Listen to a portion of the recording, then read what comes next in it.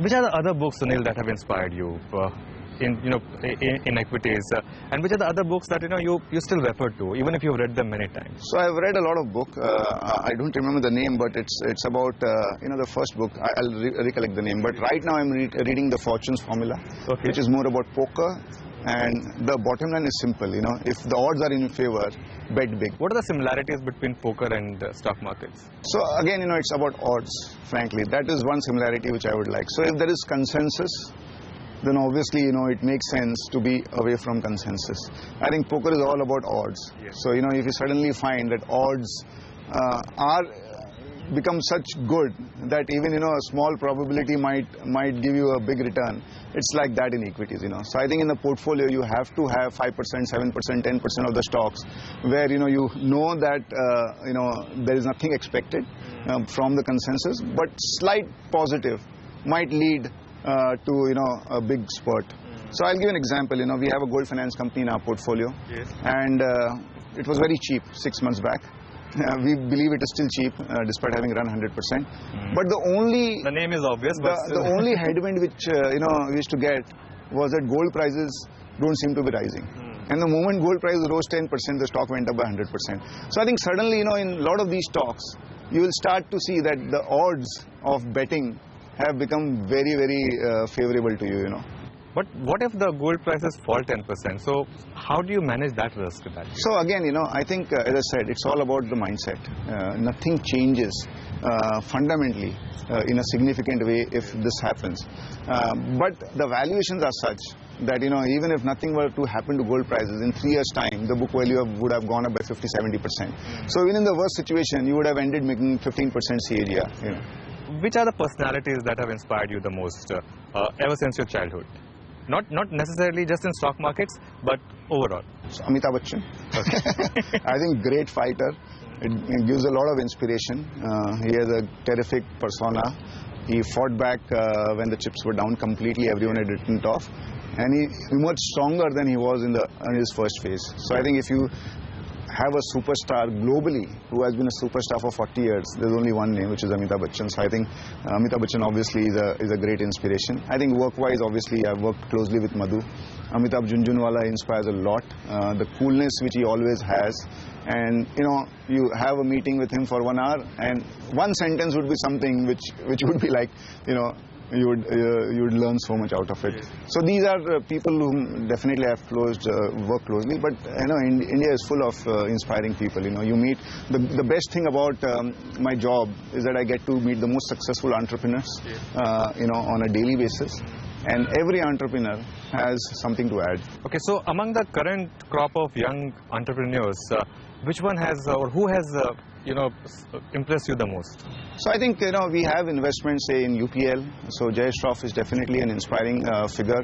But among even the financial services side, there are so many new bankers which have emerged. I think they have all been huge inspirations. On the IT space, there have been so many people who have been big inspirations. On the multiplex side, I think the way PVR has grown, frankly, it's a new segment, to emerge out of a new segment and create something.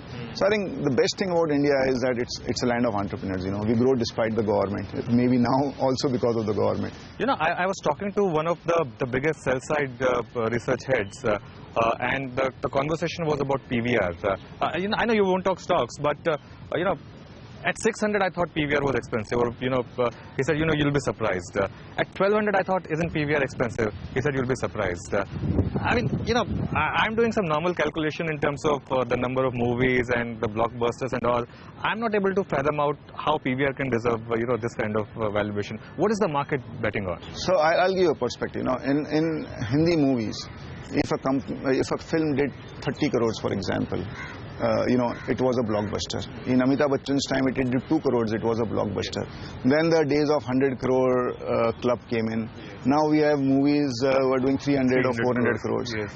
But then if you look at the global perspective, Avatar did $1.5 billion. The mid-range movies in the US do $100 million. So I think there is a huge potential. Obviously, I'm not saying that PVR is expensive or cheap or some other companies are expensive or cheap, but we are a huge country. The standard of living is improving. We are paying $6-7 for a ticket.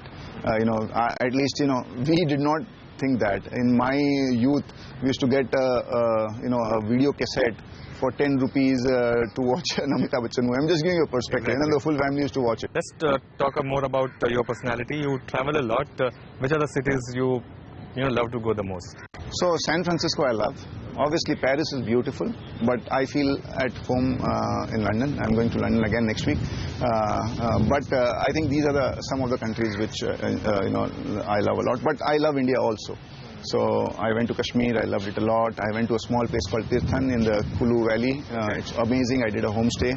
I go to Rajasthan, my home state, every year. And I love that 3 days of journey.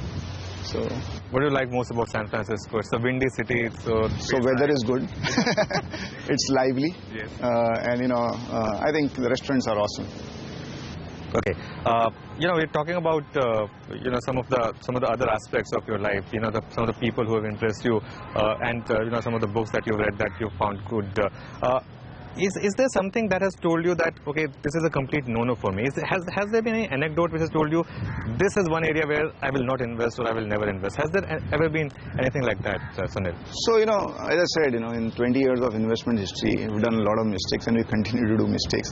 I think as long as we don't repeat the mistake, it is fine. So, in 2007 and 8, I think like everyone or most of the people, we also believe that capital would be available cheap forever. And we invested a lot in companies which had huge investment plans and were banking on a lot of cheap capital, both equity and debt coming in. And post-Lehman, nothing happened, In fact, it reversed. So equity was not available, debt became expensive. And we definitely burned a lot of, burnt fingers in a lot of these companies. So I think what we have learned is basically focus on at least foreseeable cash flow. So if cash flow is not visible today, whether it is at least visible in the next year or the year after that or the year after that, if that is not the case, then, it's better off allowing others to make money in that stock, we'll avoid it. So I think some of the construction companies, for example, despite our bullish view on the Indian infrastructure story, on the Indian construction space, our view is that unless the balance sheet is capable of executing these projects, no use of becoming a hero and trying to bet big on them. Okay, so that's been one of your regrets in 2007, getting carried away a bit? I won't say we got carried away a bit. I think the environment was such, and we did not get time to correct it. Yeah. But it's fine. It's a way of life. We made a lot of money between 2003 to 2007. We gave away some of it. But the good thing was that at the first opportunity, we were able to exit. Which has been your best investment, Sunil? It's very tough, but there have been a lot of investments. Jindal Steel and Power in the heydays, Kirloskar Brothers. We had a lot of PVR has been one of our things. We were very early in that space. Pharma, we were very, very early.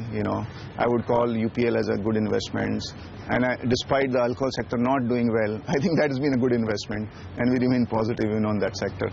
NBFCs, we were early, though Bajaj Finance, frankly, we owned 10% at one point of time when no one was looking at it.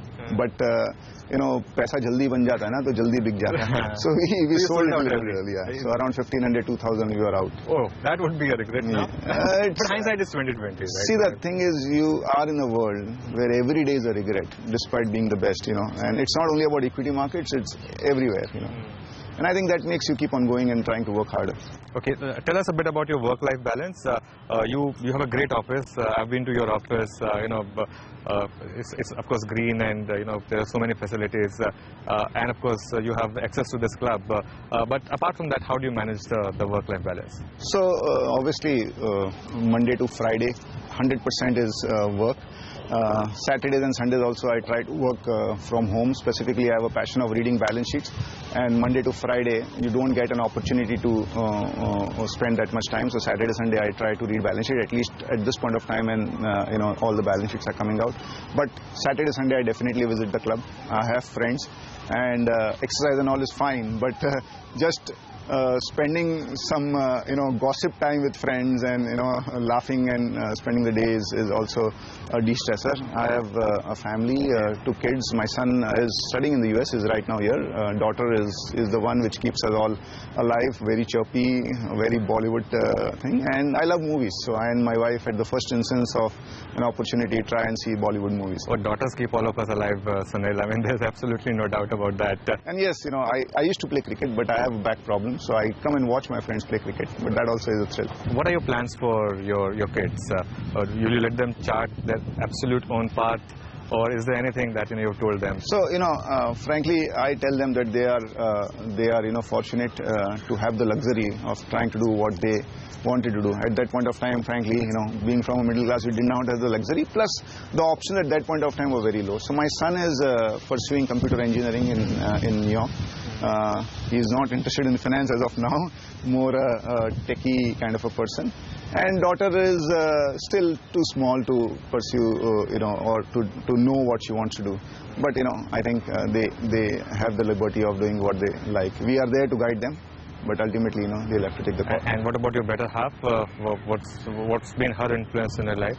No, I think she's a very, very calming figure. She's a housewife, but very, very dear and very emotional. We have been married almost 22 years. And I think, that, when you go home, you have a good family to relax and share happy times with. Okay. And so, lastly then, Sunil, in 10 years from now, where do you see yourself? Still in equity markets or retired peacefully and enjoying the riches? No, I think till my brain ticks, I would like to be in equity markets. I love it a lot. I think India is a great country. I would like to do something for the country also. So getting into this committee maybe is one step forward. I think there is a need for good people to come in the society and try to help the country. Not as politicians, but in whatever way you can. But investments and equity is my love. So till I think until people think that I'm a good investor, I would like to be an investor. Okay, so and you of course believe in giving back to society as well, Sunil. That's something that I've heard about. Very small, whatever wealth you have, in proportion to that you can give it back to. But I think it's not only about money. If you're able to give your thoughts, if you're able to give your time, I think that itself, maybe that is a bigger contribution to society. On that very positive thought, Sunil, thanks a lot for joining us. Thank you. It was a pleasure talking to you. Thank you.